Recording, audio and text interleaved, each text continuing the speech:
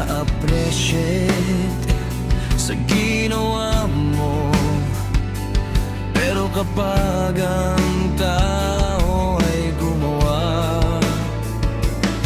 ng masama, ay kanila pang hinahangaan at dinadakila.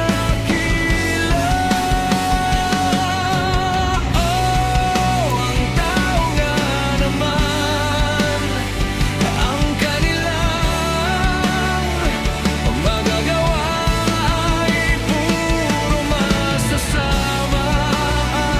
Ang kanilang sinasamba ay ang kadiliman,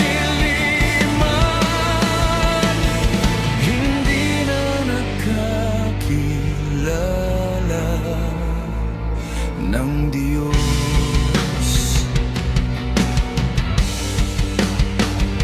Iyan ang ugali ng tao kapag wala kang kwenta sa kanilang paningin.